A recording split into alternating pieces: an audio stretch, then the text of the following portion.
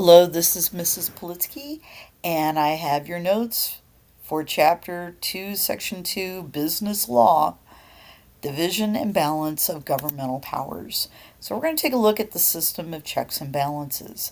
So, the branches of government we have a legislative branch that consists of a House of Representatives, which has its representation based off of the population of each state. So some states obviously have more people, some have less, and that will determine the number of representatives from each state.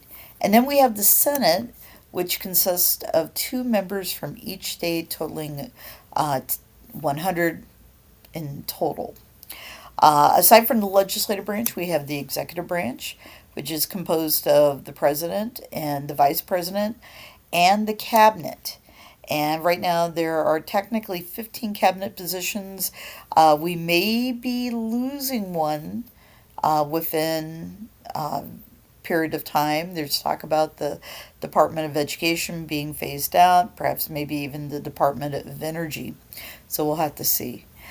Finally, there is the judicial branch, which is made up of the Supreme Court and the lower federal courts, which also include the territorial courts for the territories of our United States. So, the judicial branch of the federal government kind of has the right to act as a check and a balance on legislative and executive branches. So, this is kind of the example when legislation is enacted by the legislative branch and approved by the executive branch, meaning the president signs it into law. It's up to the judicial branch through the Supreme Court to rule on the constitutionality of the legislation.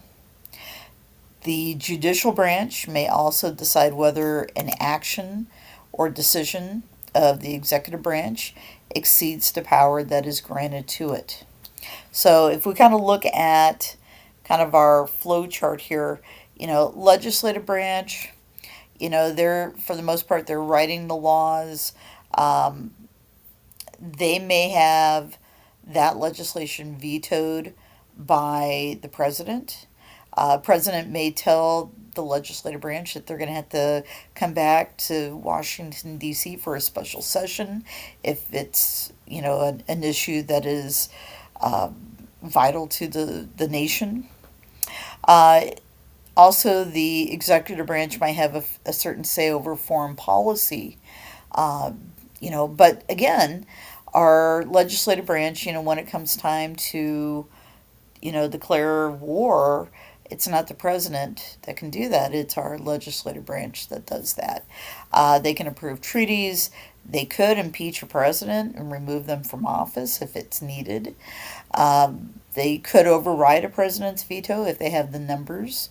But if we look down at the judicial branch, they have the right to declare executive actions unconstitutional. They can declare laws unconstitutional.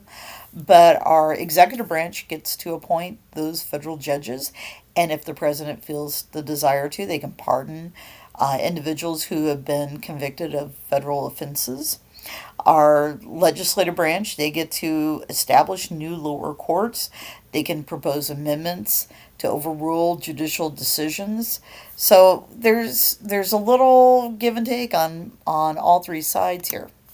Amending the Constitution can be done by a couple different ways. You can either A, have Congress by a 2/3 vote in both the Senate and House going ahead and starting the process of adding an amendment, or you can have a national convention, Congress might call that, at the request of 2/3 of the state legislatures.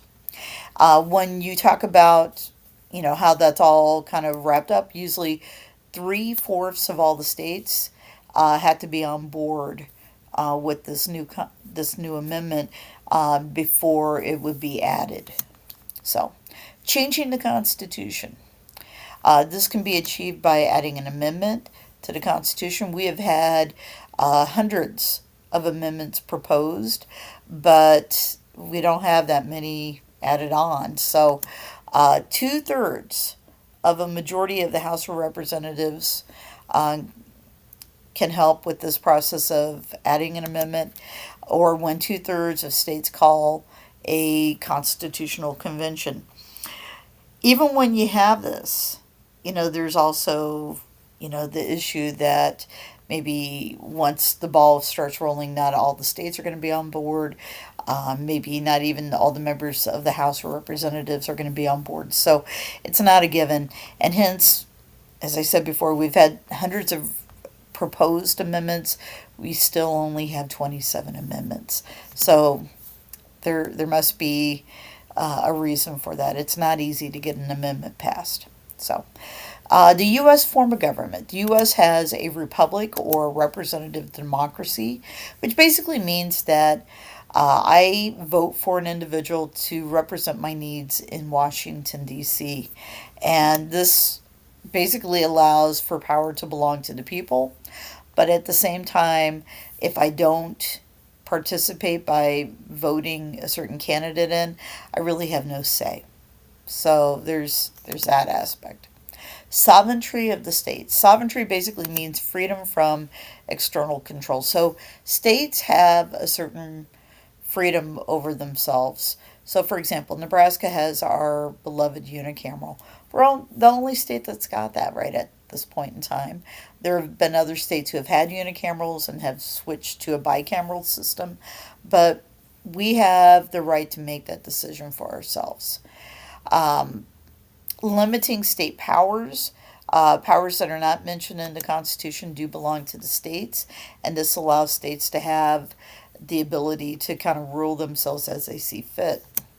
Powers of the federal government. The federal government does have a duty to protect every state against an invasion, and hence we have armed forces to make sure that our states are protected and our nation is protected.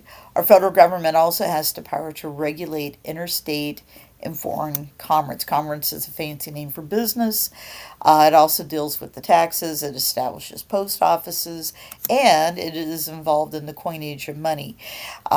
Big story kind of coming out of this year is that this is the last year for the penny.